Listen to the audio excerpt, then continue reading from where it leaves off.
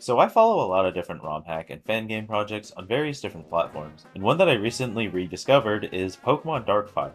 If you aren't aware, Darkfire has actually been around for a little while now, with its first demo premiering in 2019. But 5 years later, I'm finally jumping into it, with a brand new demo released just the day before. And oh man, it's really good.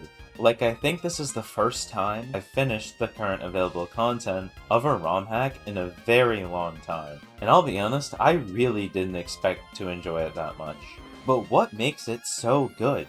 Other than the obviously beautiful graphics and, oh yeah, following Pokemon in a Gen 3 hack, I'd say it's the really insane attention to detail. Pokemon Darkfire makes sure there's something to do or something to look at in every corner of every area. Interactable wild Pokemon in the overworld, NPCs with something funny or interesting to say, hidden grottos, like you're going to spend a lot more time on each route than you would in a normal Pokemon game.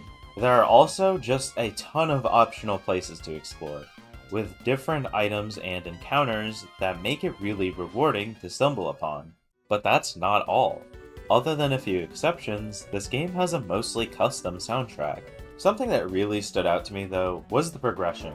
It's kind of hard to put this into words, but the gameplay and progression in this game felt very smooth. The level curve feels almost perfect, as if they played through their own hack 100 times to make sure of that. And the battles, while they aren't difficult, they aren't boring either.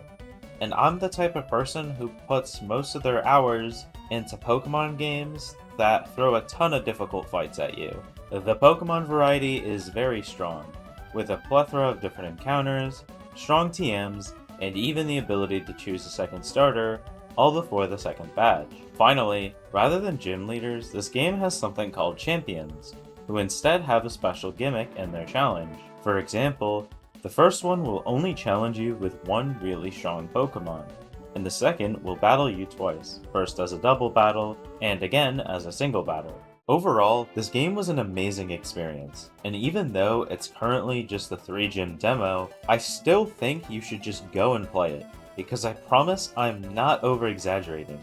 This game truly has what it takes to become one of the best Pokemon ROM hacks, if not the best. But if you want to see more Pokemon ROM hack content, then be sure to subscribe and have a nice rest of your day.